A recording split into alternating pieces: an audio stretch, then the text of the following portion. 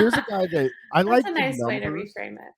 I like the numbers these guys come up with. So this guy, OK Code 5165, says, I have trouble establishing day-to-day urgency for long-term goals.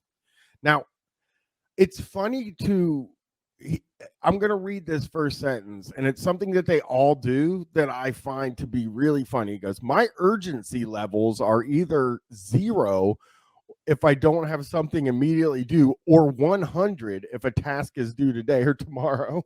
Right. I think that's called ADHD.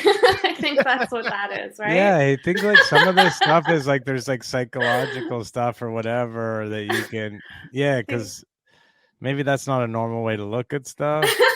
My urgency levels is a very funny, like the way that they make a number for anything that they're having trouble with. And then you see my urgency levels are either at 0 and you're like, that's bad.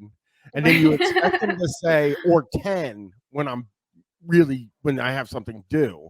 But instead he says 100. So the urgency level scale is from 0 to 100. So dramatic.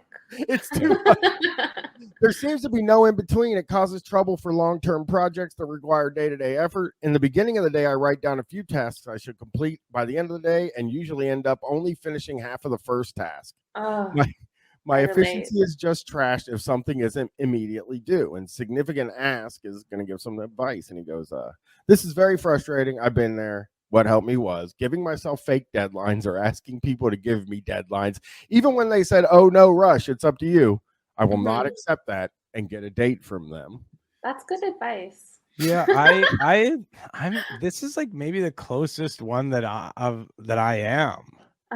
Like I'm not like, I don't like would never go post in a Reddit about it, obviously, but I struggle with that because I have to be in charge of all the stuff that I do. So I struggle with getting all of my tasks done, and I will make lists myself and say, hey, I need to get this done. And I find it's very, very helpful for me to see it written out. So I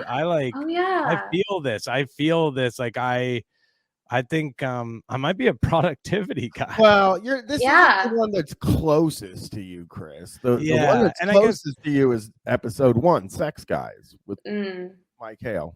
That's not true. The only, listen, I understand productivity, and after that, productivity, and maybe reptile. It hurt I've never had a reptile in my life, and it didn't hurt. It did not help my case when I announced that my girlfriend is pregnant, because people started saying, congratulations, sex guy confirmed, you obviously had sex.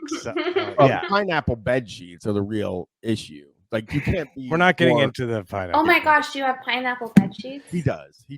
I didn't know that upside down pineapples were a swinging thing. Oh, I didn't know that. Yeah. You just thought it was like, oh my God, that's so sexy. I was just like, it's such a sex-related pineapple. Yeah, no, upside down pineapples means that, and so I have pineapple bed sheets. But again, my girlfriend put them on upside down. Normally, the right side up pineapples, not a swinger. Well, Chris, blame the girlfriend.